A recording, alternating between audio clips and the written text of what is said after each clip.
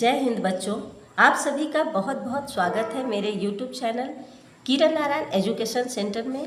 हम लोग हिंदी व्याकरण का जो सीरीज चला रहे हैं उसके अंतर्गत पिछले वीडियो में आपने पढ़ा शब्द की रचना। शब्द रचना में हम लोगों ने देखा शब्दों का वर्गीकरण। पिछले एपिसोड में हमने समझा कि शब्द का वर्गीकरण 5 आधारों पे करते हैं: उत्पत्ति के आधार पे, रचना के आधार पे, प्रयोग के आधार पे, अर्थ के आधार पे और व्याकरणीय प्रकार के आधार पे।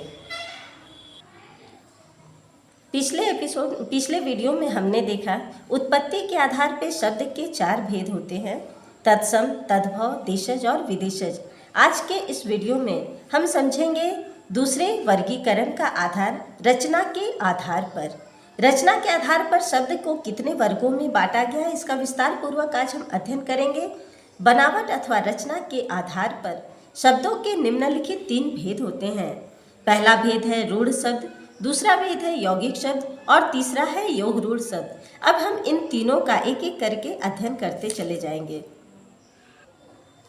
पहला रूढ़ शब्द, ऐसे शब्द जो किसी निश्चित अर्थ के लिए रूढ़ में परिवर्तित हो गए हों और जिनके खंड भी नहीं किए जा सकते हैं, अर्थात जिन शब्दों के सार्थक खंड न हो सके तथा जो अन्य शब्दों के मेल से न बने हों उन्हें रूढ़ शब्द कहते हैं। यहाँ पता करना होगा बच्चों, सबसे पहले इस बात पर ध्यान देना होगा कि रूढ़ शब्द कहते किसे हैं। रूढ़ का अर्थ होता है प्रचलित, जो प्रचलन में हो अर्थात प्रचलित। और यदि जिस शब्द को हम खंडों में विभाजित कर देते हैं और उन खंडों का जब कोई अर्थ नहीं निकलता है तो वे रूढ़ शब्द बन जाते हैं। जैसे हाथ, पैर, दिन, रात, कमल, घर आदि, ये सभी रूढ़ शब्द हैं। यदि हम हाथ, ये एक शब्द है, इस शब्द को हम यदि खंडित करते हैं, अलग अलग करते हैं तो हा प्लस थ, यदि इन दोनों को अलग अलग करने पर न हा का अर्थ निकलता और न ही थ का अर्थ निकलता है, अर्थात ये रूढ़ शब्द हो जाते हैं। उसी तरह एक शब्द है कमल, इसको हम समझते हैं कि इसको खंड जब करते हैं तो क अलग कर देते हैं, म अलग कर देते हैं और ल अलग कर देते हैं। तो इन खंडों का जब हम अर्थ निकालते हैं तो न क का अर्थ निकलता है, न म का अर्थ निकलता है और न ही ल का अर्थ निकलता है, अर्थात ये रूढ़ शब्द है। उसी तरह अब देखेंगे दूसरा यौगिक शब्द।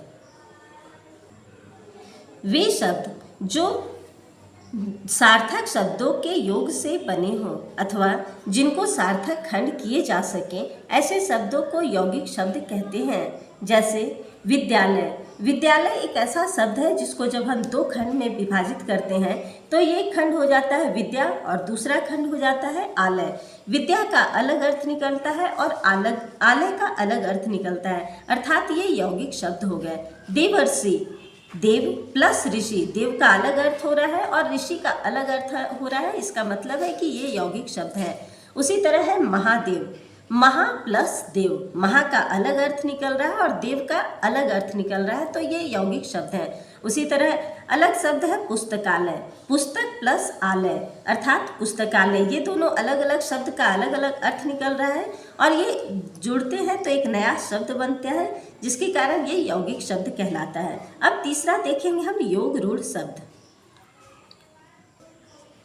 वे शब्द जो यौगिक हैं लेकिन विशेष अर्थ के लिए रूढ़ हो गए हैं, अर्थात जिस यौगिक शब्द से किसी रूढ़ अथवा विशेष अर्थ का बोध होता है उसे यौगिक या योग रूढ़ शब्द कहते हैं। जैसे यहाँ ध्यान देंगे, योग रूढ़ शब्द के अंतर्गत वो शब्द आते हैं जो यौगिक शब्द है लेकिन किसी विशेष अर्थ के लिए रूढ़ हो गए हैं, उन्हें योग रूढ़ शब्द कहते हैं। जैसे है लंबोदर, लंबा प्लस उदर, लंबा है उदर जिसका, अर्थात इसका एक विशेष अर्थ निकल रहा है गणेश, इसलिए ये योग रूढ़ शब्द है।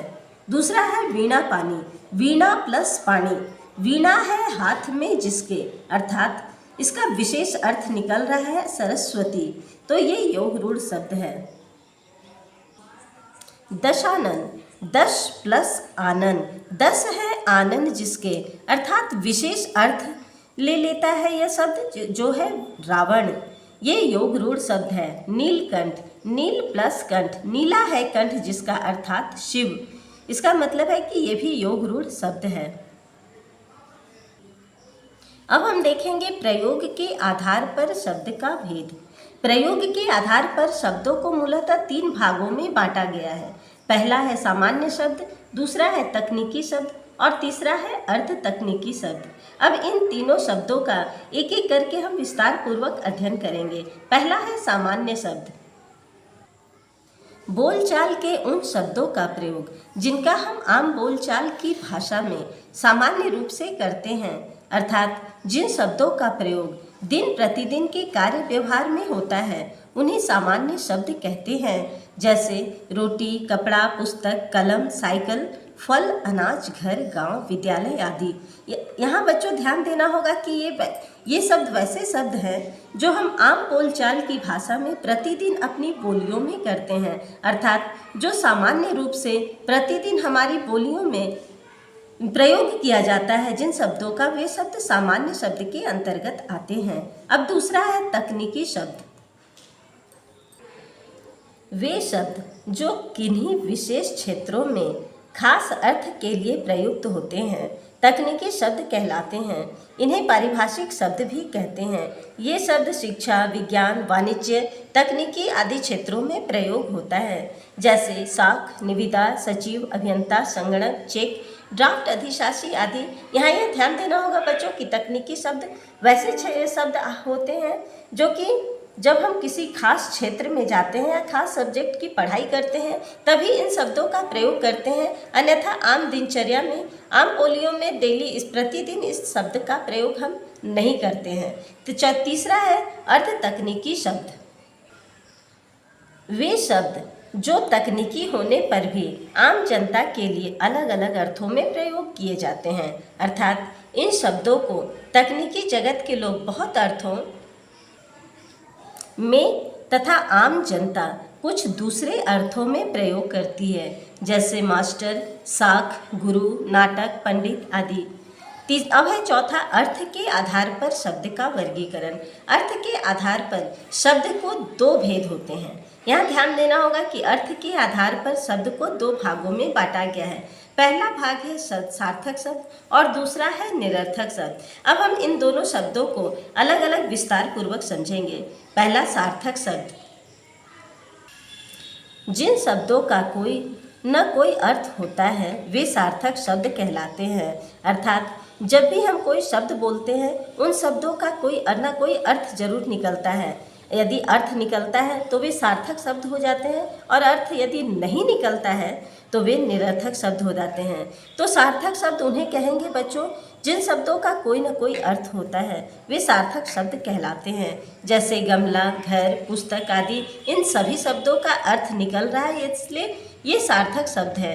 वास्तव में भाषा सार्थक शब्दों से ही बनती है। यहाँ ध्यान रखना होगा बच्चों कि भाषा जो है वो सार्थक शब्दों के द्वारा ही बनती है, निरर्थक शब्दों से भाषा नहीं बनती है। सार्थक शब्द भी अनेक प्रकार के होते हैं, जैसे एकार्थी शब्द, अनेकार्थी शब्द, समानार्थी या पर्यायवाची शब्द, विपरीतार्थी या विलोम शब्द और समश्रुति भिन्नार्थक शब्द। अब हम इन पांचों का एक एक करके अलग अलग अर्थ समझेंगे। सबसे पहला है एकार्थी शब्द। जिन शब्दों का केवल एक ही अर्थ निकलता है अथवा जिन शब्दों का अर्थ सदा एक सा बना रहता है उन्हें एकार्थी शब्द कहते हैं। एकार्थी मतलब एक ही अर्थ। जैसे कलम, पुस्तक, विद्यालय, दीवार, छात्र, लेखनी आदि। ये सब ऐसे शब्द हैं जिसका किसी भी रूप में, किसी भी समय, किसी भी परिस्थिति में हम प्रयोग करते हैं तो इसका अर्थ एक ही निकलता है, अर्थ में कोई परिवर्तन नहीं होता है। दूसरा देखेंगे अनेकार्थी शब्द। वे शब्द जिनके कई अर्थ, अलग अलग अर्थ निकलते हैं, अनेकार्थी शब्द कहलाते हैं। या जो शब्द प्रयोग के अनुसार विभिन्न परिस्थितियों में भिन्न भिन्न अर्थ देते हैं उन्हें अनेकार्थी शब्द कहा जाता है। जैसे कर। कर एक ऐसा शब्द है जिसका अलग परिस्थितियों में अलग अलग अर्थ होता है। जैसे हाथ, सूंड, टैक्स, क्रिया का रूप। ये सभी कर का उदाहरण है। अंबर। अंबर एक ऐसा शब्द है जिसका अलग परिस्थिति में, अलग जगह पे अलग अर्थ निकलता है। जैसे अंबर का एक अर्थ होता है कपड़ा, दूसरा अर्थ होता है आकाश, तीसरा अर्थ एक विशेष प्रकार की सुगंध इत्यादि। अब देखेंगे समानार्थी या पर्यायवाची शब्द। हिंदी भाषा में ऐसे अनेक शब्द हैं जो समान लगभग एक सा ही अर्थ देते हैं। ऐसे शब्दों को समानार्थी या पर्यायवाची शब्द कहा जाता है। पर्याय का अर्थ होता है दूसरा, अर्थात उसी प्रयोजन या वस्तु के लिए दूसरा शब्द। इनका अर्थ लगभग एक समान होता है। पूर्ण रूप से यह एक समान होता है। जैसे कमल, कमल का पर्यायवाची है शतदल, यानी 100 पंखुड़ियों वाला। जिस तरह से कमल बहुत सारी पंखुड़ियों से बना है, उसी तरह शतदल भी 100 पंखुड़ियों वाला होता है। पंकज, पंकज जो कीचड़ में उत्पन्न है। पंकज का अर्थ होता है कीचड़ में उत्पन्न, कमल भी कीचड़ में ही उत्पन्न होता है। वारिज, वारिज जल में उत्पन्न, जिस तरह जल कमल जल में उत्पन्न होता है। जलज, जल में उत्पन्न, यानी ये सभी कमल के पर्यायवाची या समानार्थी शब्द हैं, जो कि अलग अलग शब्द अलग अलग है, फिर भी अर्थ सबका एक ही निकल रहा है। अब तीसरा है विपरीतार्थी या विलोम शब्द। हिंदी भाषा के प्रचलित शब्दों का विपरीत अर्थ देने वाले शब्द भी होते हैं। उन्हें विपरीतार्थक या विलोम शब्द कहते हैं। या किसी शब्द के लिए विपरीत अर्थ यानी उल्टा अर्थ रखने वाले शब्द को विलोमार्थी या विपरीतार्थक शब्द कहते हैं। जैसे सुख का उल्टा या विलोम दुख होता है, अमृत का विलोम विष होता है, लाभ का विलोम हानि होता है। उसी तरह प्राचीन का विलोम या विपरीत नवीन होता है। पांचवा देखेंगे समश्रुति भिन्नार्थक शब्द। समश्रुति भिन्नार्थक शब्द का सबसे पहले हम अर्थ समझेंगे। समश्रुति का मतलब होता है सम मतलब एक समान, श्रुति का मतलब सुनना। भिन्नार्थक का अर्थ होता है भिन्न, अलग अलग अर्थ वाले, अर्थात एक समान सुनने में एक जैसा जो लगता है लेकिन अर्थ बिल्कुल अलग होता है, उसे ही कहते हैं समश्रुति भिन्नार्थक शब्द। वे शब्द जिनका उच्चारण लगभग एक समान होता है, एक समान लगता है, लेकिन उनके अर्थ अलग अलग होते हैं, तो ऐसे शब्दों को समश्रुति भिन्नार्थक शब्द कहा जाता है। जैसे प्रसाद, प्रसाद सुनने में एक जैसा लगता है, लेकिन एक प्रसाद का अर्थ होता है पूजा के बाद मिला हुआ प्रसाद, और दूसरा होता है प्रासाद, जिसका अर्थ होता है महल। दूसरा शब्द है परिणाम। परिणाम का मतलब होता है नतीजा, और एक शब्द है परिमाण, जो सुनने में लगभग एक जैसा है। परिणाम अर्थात नतीजा और परिमाण अर्थात मात्रा, नापने की वस्तु, मात्रा। उसी तरह तीसरा शब्द है नियत। एक नियत का अर्थ होता है पहले से जो तय हो, नियति, और दूसरा है नियत यानी सोच, आपकी सोच कैसी है, विचार कैसा है, नियत कैसा है। और अगला शब्द है सूत। सूत का अर्थ एक होता है पुत्र, और एक सूत का अर्थ होता है धागा। सूत दोनों सुनने में एक जैसे होते हैं, लेकिन एक हर्षई है और एक दीर्घई में है। तो एक सूत का अर्थ होता है पुत्र और दूसरे सूत का अर्थ होता है धागा। ये सभी शब्द समश्रुति भिन्नार्थक शब्द के अंतर्गत आते हैं। अब हम देखेंगे कि अर्थ के आधार पर शब्द के दो भेद हमने अभी तक देखा कि पहला अर्थ था सार्थक शब्द। अब हम देखेंगे दूसरा निरर्थक शब्द। निरर्थक शब्द जो शब्द अर्थहीन होते हैं, अर्थात जिन शब्दों का कोई अर्थ नहीं निकलता है, वे शब्द निरर्थक शब्द कहलाते हैं। ये शब्द सार्थक शब्दों के पीछे लगकर उनका अर्थ विस्तार कर देते हैं। यहाँ ध्यान देना होगा बच्चों कि निरर्थक शब्द वे शब्द होते हैं जो कि सार्थक शब्दों के साथ तुकांत के रूप में उनके साथ प्रयोग किए जाते हैं। जैसे लड़का पढ़ने में ठीक ठाक है, तो यहाँ ठीक सार्थक शब्द है और ठाक निरर्थक शब्द है। इस वाक्य में ठाक शब्द जो है वो निरर्थक शब्द के अंतर्गत आता है, जो कि ठीक के साथ तुकांत के रूप में लगा हुआ है। तो अब तक बच्चों हमने समझा शब्द विचार के अंतर्गत शब्द रचना की 5 प्रकार से की गई है, और इन 5 प्रकारों का हमने अभी विस्तार पूर्वक अध्ययन किया। आगे के वीडियो में हम देखेंगे कि शब्द का निर्माण किस तरह से हुआ है, इसके कितने भेद हैं, और इन सभी के बारे में फिर विस्तार पूर्वक समझेंगे। तब तक के लिए यह वीडियो यहीं आज समाप्त होता है। आप सबों ने बहुत ही धैर्यपूर्वक इसे सुना, समझा।